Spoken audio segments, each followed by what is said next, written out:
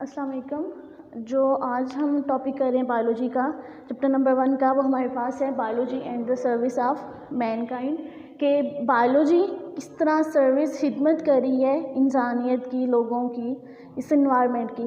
तो जब से बायोलॉजी स्टार्ट हुई है, बायोलॉजी ने क्या किया है कि हमारे पास हमें डिज़ीज़ मैनेजमेंट से मुराद कि हमें बीमारियों से लड़ने के लिए बड़ा आसानी फराहम कर दी है, उसके इलाज हमें ढूंढ के दिया है, उसके कैसे ख़त्म करना है उसके लिए। और उसके अलावा हमारी पैदावार में बहुत ज़्यादा इजाफा किया है। पैदावार से मुराद क्या है, जानवरों की, और जो फसलें हमारे पास स्पेशली ऐसे आ रही हैं जिनका हमारे पास बड़ा अच्छा रिजल्ट मिल रहा है, यील्ड बहुत अच्छी है, डिज़ीज़ रेजिस्टेंट है।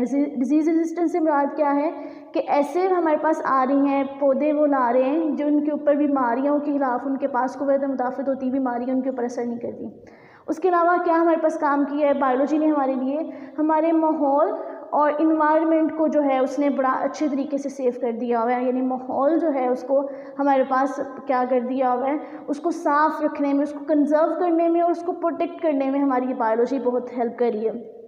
जो हमने आज इसके करने हैं कि बायोलॉजी हमारे पास किस तरह हमारी हेल्प कर रही है इन्वायरमेंट के लिए। तो सबसे पहले जो हम करेंगे वो हमारे पास है सिलेक्टिव ब्रीडिंग। उसके अलावा बायोलॉजी ने हमारे पास हेल्प किया हमारे पास बायोलॉजिकल कंट्रोल में।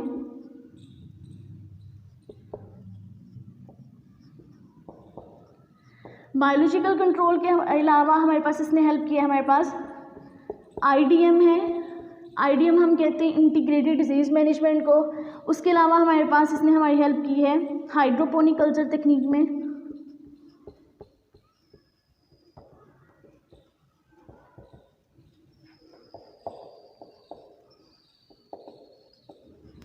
उसके अलावा लास्ट है पास्चराइजेशन।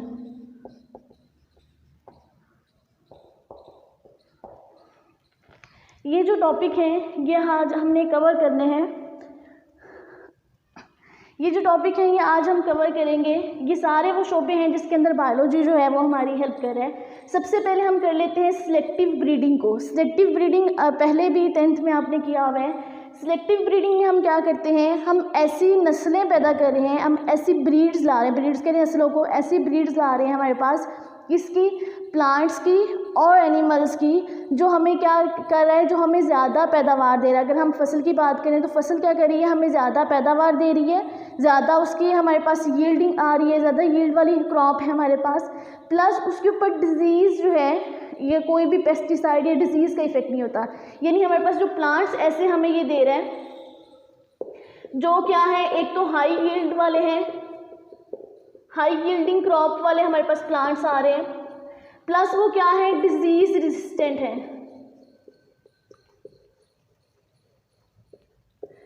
डिजीज रेजिस्टेंस से मुराद पहले भी बताया कि बीमारियों के खिलाफ इनके पास कुव्वत मुदाफ़त जो है वो मौजूद है।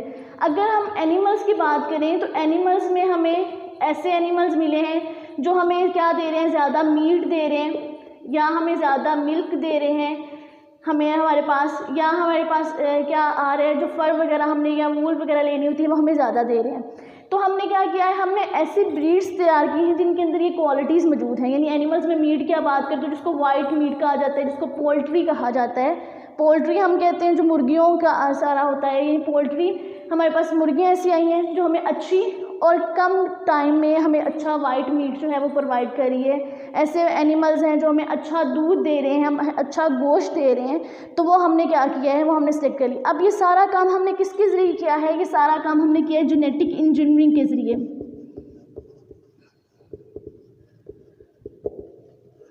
जेनेटिक इंजीनियरिंग के ज़रिए हम क्या कर रहे हैं, हम ऐसे प्लांट्स और एनिमल्स बना रहे हैं जो हमें ये सारी क्वालिटीज़ दे रहे हैं। जेनेटिक इंजीनियरिंग में क्या होता है, हम इनके जीन्स को, यानी इन प्लांट्स या एनिमल्स के जीन्स को चेंज कर देते हैं। ये जीन्स या हम उन प्लांट्स और एनिमल्स के जीन्स लेते हैं जिनकी हमें खूबियाँ ज़्यादा पसंद आती हैं, तो उनको हम क्या करते हैं, उन जीन्स को हम इकट्ठा करके अपनी एक नस्ल में, एक अपनी ब्रीड के अंदर उसको तैयार करवा लेते हैं, अपनी ब्रीड दे लेते हैं। अब जेनेटिक इंजीनियरिंग में क्या कर रहे हैं, हमें या तो ये हेल्प करता है टिश्यू कल्चर के ज़रिए, या हमने इसको हासिल किया है किसके ज़रिए, क्लोनिंग के ज़रिए। बेटा जेनेटिक इंजीनियरिंग के ज़रिए हम क्या कर रहे हैं, हम अपनी ब्रीड्स तैयार कर रहे हैं। स्पेशली इन ब्रीड्स को नाम दिया जाता है ट्रांसजेनिक। ट्रांसजेनिक प्लांट्स आ रहे हैं या ट्रांसजेनिक एनिमल्स हमारे पास आ रहे हैं। ट्रांसजेनिक आपने पहले भी पढ़ा हुआ है। ट्रांसजेनिक हमारे पास ऐसे पौधे या जानवर हैं जिनके जीन्स हमने चेंज कर दिए होते हैं, जिनके जीन्स को हमने क्या कर दिया हुआ है, चेंज है। किसी चेंज से मुराद किसी और जानदार का जीन इसके अंदर मौजूद है तो उसको हम नाम दे देते हैं ट्रांसजेनिक एनिमल या प्लांट्स का, उसको हम नाम दे देते हैं। तो जेनेटिक इंजीनियरिंग ने क्या किया, ट्रांसजेनिक प्लांट्स हमें दे रहा है, यानी वो जीन्स उसके अंदर हम डाल रहे हैं, जो हमें जीन्स पसंद थे वो हमने क्या किया, अपने एक स्पेसिफिक प्लांट के अंदर डाल दिए। वो प्लांट हमें क्या कर रहा है, बड़ी अच्छी पैदावार दे रहा है, डिजीज़ रेजिस्टेंस जो है वो हमारे पास मौजूद है। अब हमने ये सारा काम ये ट्रांसजेनिक वाला किसके ज़रिए किया है, टिश्यू कल्चर तकनीक के ज़रिए किया है या हमने क्लोनिंग के ज़रिए किया है। टिश्यू कल्चर में क्या होता है, एक टिश्यू लिया जाता है, इसको एक मीडियम में रखा जाता है, वो पूरा नया ऑर्गेनिज्म बना देता है। और क्लोनिंग में क्या होता है, एक ही सेल एसेक्चुअली आगे से बहुत ज़्यादा सेल्स बना देता है, उसको हम नाम देते हैं क्लोनिंग का। ये बाद में हम इसको डिटेल से भी पढ़ेंगे। अब पहला तो हमारा हो गया कि हमने पढ़ लिया कि हम सिलेक्टिव ब्रीडिंग के ज़रिए क्या कर रहे हैं, ऐसे प्लांट्स और एनिमल्स ले रहे हैं जो हमारी हेल्प कर रहे हैं। अब क्या होता था, जो प्लांट्स या एनिमल्स हैं हमारे पास बेटा, प्लांट्स स्पेसिफिकली इनको खतरा होता था, इनके ऊपर अटैक करना है किसने, इनके ऊपर फंजाई जो थी वो अटैक करती थी या इनके ऊपर इंसेक्ट्स जो थे वो अटैक करते थे। इनको नाम दिया जाता है पेस्ट को, इन दोनों का नाम दिया जाता है, ये दोनों हमारे पास आते हैं, इसको कहा जाता है पेस्ट्स कहा जाता है। पेस्ट यानी प्लांट्स जो है इसके ऊपर दो चीज़ें अटैक कर रही हैं, एक इंसेक्ट और एक फंजाई।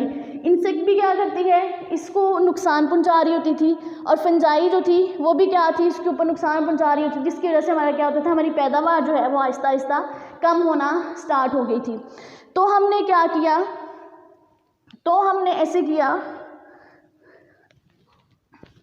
फंजाई जो है हमने कहा कि ये भी अब इनको मारने के लिए, इस फंजाई को या इस इंसेक्ट को मारने के लिए हम इंसेक्टिसाइड इस्तेमाल करते थे,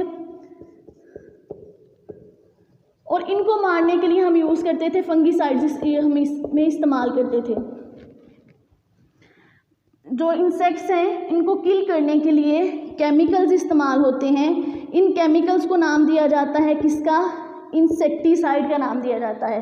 अक्सर आप देखो फसलों के ऊपर स्प्रे किया जा रहा होता है, वो स्प्रे क्या होता है, वो स्प्रे असल में या तो इंसेक्टिसाइड्स होते हैं, यानी वो स्प्रे किया जाता है या तो कीड़ों को मारने के लिए, या वो स्प्रे किसको किया जाता है, फंजाई को मारने के लिए, क्योंकि ये दोनों चीज़ें हमारी फसल को क्या कर रही हैं, नुकसान पहुँचा रही हैं। तो ऐसे केमिकल्स जो फंजाई को किल करने के लिए होते हैं इनको हम नाम देते हैं, उनको हमने फंजीसाइड का नाम दिया, और जो इंसेक्ट्स को किल करने के लिए होते हैं उनको हमने किसका नाम दिया, उनको हमने इंसेक्टिसाइड्स का नाम दे दिया।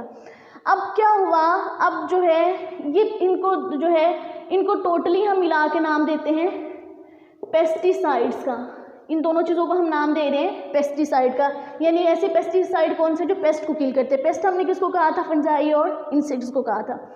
अब ये जो पेस्टिसाइड है असल में है तो ये केमिकल्स, इनका बेटा साइड इफ़ेक्ट था। साइड इफ़ेक्ट क्या था, यही केमिकल्स जो है वो हमारे अंदर भी जा रहे हैं, यानी अगर हमने किसी फ्रूट प्लांट के ऊपर इसको स्प्रे किया है, इसको इंसेक्टिसाइड को या फंगीसाइड को, तो ये अल्टीमेटली वो फ्रूट हम ही खा रहे हैं, तो हमारे अंदर भी केमिकल्स आना स्टार्ट हो गए। या जो भी हमारे पास फसल है जिसके ऊपर हम इसको स्प्रे कर रहे हैं पेस्टिसाइड्स को, तो उसका नुकसान हमें हो रहा था कि हमारे अंदर वो जो केमिकल्स हैं वो बीमारियां फैलाना स्टार्ट कर देते हैं। या ये जो है हमारे पास पेस्टिसाइड इन्वायरमेंट को, हमारे माहौल को बहुत ज़्यादा ख़राब करें, उसमें पोल्यूशन वगैरह, डिग्रेडेशन वगैरह जो है वो काज करना स्टार्ट कर देते हैं।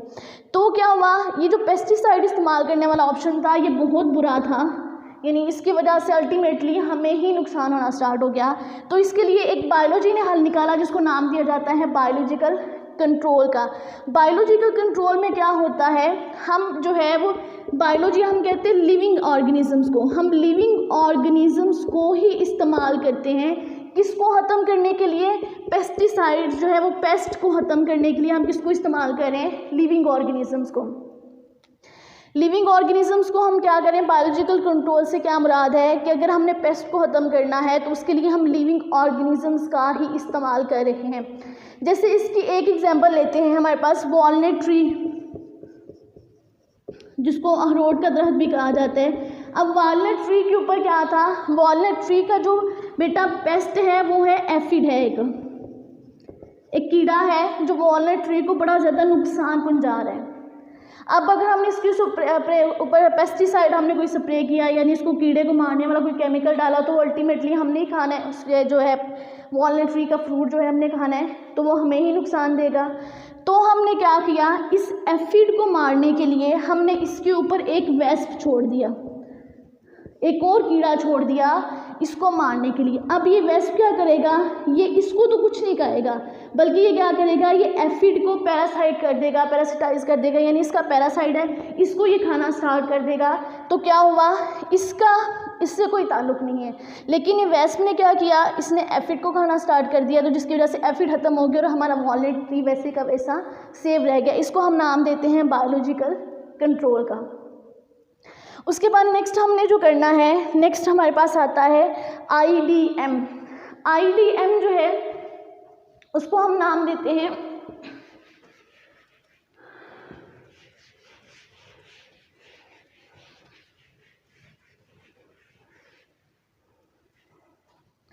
IDM बेटा हमारे पास आता है, इसको हम नाम देते हैं integrated disease management. I for integrated, D for disease और M फॉर मैनेजमेंट। अब इसके अंदर कोई भी ऐसी डिज़ीज़ आ रही है, जो भी डिज़ीज़ है, कोई भी बड़ी खतरनाक डिज़ास्टर डिज़ीज़ आ रही है, किसी प्लांट की है, तो उसको हम क्या करते हैं, उसको ख़त्म करने के लिए जो काम किया जाता है उसको हम नाम देते हैं IDM, यानी इंटीग्रेटेड डिजीज़ मैनेजमेंट का उसको नाम दिया जाता है। कोई भी डिज़ीज़ है प्लांट की, चाहे वो आम है, चाहे वो बड़ी खतरनाक डिज़ास्टर कोई डिज़ीज़ आ गई है, उसको ख़त्म करने के लिए जो हम काम करते हैं, उसको कंट्रोल करने के लिए जो काम करते हैं, वो हमारे पास क्या आ जाती है, IDM यानी इंटीग्रेटेड डिजीज़ मैनेजमेंट का उसको नाम दे दिया जाता है। उसके बाद नेक्स्ट हमारे पास तकनीक है जिसको नाम दिया जाता है हाइड्रोपोनिक कल्चर तकनीक का नाम दिया जाता था। बेटा अगर हम सॉइल की बात करें, मिट्टी, सॉइल को कहा जाता है ये बहुत कम्प्लेक्स मीडियम है।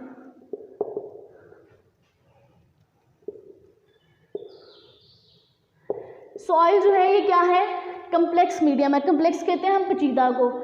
सॉइल अगर मिट्टी की बात करें तो बेटा मिट्टी, जब आप मिट्टी की में लेते हो तो उसके अंदर बहुत ज़्यादा केमिकल्स हैं जो हम नहीं काउंट कर सकते, या हम नहीं बता सकते कि सॉइल में ये केमिकल्स है, ये केमिकल है। तो हमने क्या किया, इस सॉइल जो है हमने ये देखने के लिए कि किस प्लांट के लिए कौन सा न्यूट्रिएंट अहम है, इसको स्टडी करने के लिए हमने एक तकनीक बनाई जिसको हम नाम दिया जाता है हाइड्रोपोनिक कल्चर तकनीक का नाम दिया जाता है। अब हाइड्रोपोनिक कल्चर तकनीक में क्या होता है, एक टेस्ट ट्यूब ली जाती है, उसके अंदर पानी यहाँ पे रखा जाता है, इसके अंदर वाटर डाला जाता है। अब उसके अंदर क्या किया जाता है, उसके अंदर हम डालते हैं, उसके अंदर अपना जो हमारे पास ट्री है उसको, या अपना जो प्लांट है उसको ग्रो करवाते हैं, और उसके अंदर हम केमिकल्स डालते हैं, वो सारे न्यूट्रिएंट्स डालते हैं, न्यूट्रिएंट्स हम डालते हैं, तो हमें अंदाज़ा होता है कौन सा न्यूट्रिएंट इसके लिए अहम है, कौन सा न्यूट्रिएंट इसके लिए अहम नहीं है। फॉर एग्जांपल हमने क्या किया, यहाँ पे हमने इससे में मैग्नीशियम डाला और कैल्शियम डाला।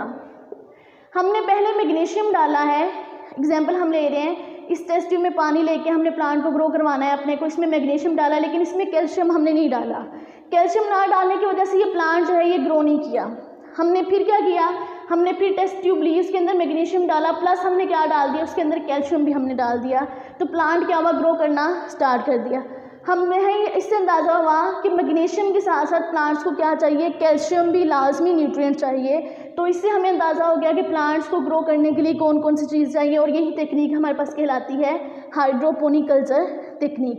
यानी हाइड्रोपोनिक कल्चर टेक्निक में हम क्या देखते हैं, किस प्लांट के लिए ग्रो करने के लिए कौन कौन सा न्यूट्रिएंट लाजमी है, कौन सा नहीं है, तो ये हम कहते हैं इसको हाइड्रोपोनिक कल्चर टेक्निक। अब ये जो तकनीक है ये इतनी आम नहीं है, इसको आम हालात में ग्रो नहीं करवाया जा सकता, ये लेबॉर्ट्री में काम किया जाता है। लेकिन इसका एक फ़ायदा ये है कि जो एस्ट्रोनॉट्स होते हैं, एस्ट्रोनॉट्स हम किनको कहते हैं, जो हला का सफ़र करते हैं, तो जो एस्ट्रोनॉट्स होते हैं वो क्या करते हैं, वो वहाँ पे मिट्टी तो नहीं, जब वो हला स्पेस में जाते हैं, चांद पे जा रहे हैं, कहीं और जा रहे हैं, तो वहाँ पे तो मिट्टी नहीं है, तो वो क्या करते हैं, इस तकनीक का इस्तेमाल करते हैं, यानी वो न्यूट्रिएंट सारे अपने ले जाते हैं पानी के अंदर, वहाँ पे सब्जियाँ वगैरह ग्रो करवाने का काम वहाँ पे ये ले रहे होते हैं। उसके बाद लास्ट जो हमारे पास बचता है वो है पास्चराइजेशन। लास्ट जो है वो हमारे पास पास्चराइजेशन है। पास्चराइजेशन क्या है कि अब आप देखो कुछ सब्जियां या कुछ फल या कुछ खाने वाली ऐसी चीज़ें होती हैं जिनकी शेल्फ़ लाइफ बहुत कम होती है। शेल्फ़ लाइफ हम कहते हैं कि उनको स्टोर करने का इतने लंबे अरसे के लिए उनको स्टोर नहीं किया जा सकता। तो बायोलॉजी ने इसके ऊपर काम किया कि बायोलॉजी ने ऐसे तकनीक हमारे पास, ऐसे तरीके हमारे पास निकाले कि जिसके ज़रिए हम क्या कर सकते हैं, अपने सब्जियों को, अपने फलों को हम लंबे अरसे के लिए स्टोर कर सकते हैं। यानी एक जगह से दूसरी जगह लेके जाना हो, एक जैसे तिजारत होती है, एक मुल्क से दूसरे मुल्क लेके एक चीज़, एक मुल्क से दूसरे मुल्क, एक शहर से दूसरे शहर लेके जा रही होती हैं, तो वो क्या हुआ, उसका शेल्फ़ लाइफ इंक्रीज़ होने से उनके ट्रांसपोर्टेशन में आसानी होने स्टार्ट होगी।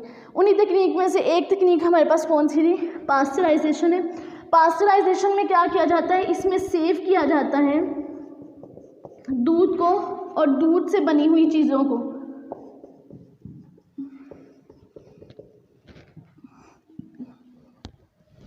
पास्चराइजेशन में हम क्या करते हैं, हम इसमें इस्तेमाल क्या करते हैं, सेव करते हैं अपने मिल्क को, यानी दूध को और दूध के से बनी हुई चीज़ों को। ये पास्चराइजेशन किसके लिए है, दूध को सेव करने के लिए। इसमें क्या किया जाता है, इसमें हाई डिग्री पे, यानी हाई डिग्री से मुराद बहुत टेम्परेचर पे दूध को गर्म किया जाता है, फिर ठंडा किया जाता है। उससे क्या होता है, इसके अंदर जितने बैक्टीरिया होते हैं वो ख़त्म हो जाते हैं। तो बैक्टीरिया ख़त्म होने से क्या होता है कि जो दूध है उसकी शेल्फ़ लाइफ से मुराद उसको कुछ अरसे के लिए महफूज कर दिया जाता है। महफूज करने के बाद उसको आप रख सकते हो, एक जगह से दूसरी जगह लेके जाना हो तो वो सारा काम इसके ज़रिए आप कर सकते हो।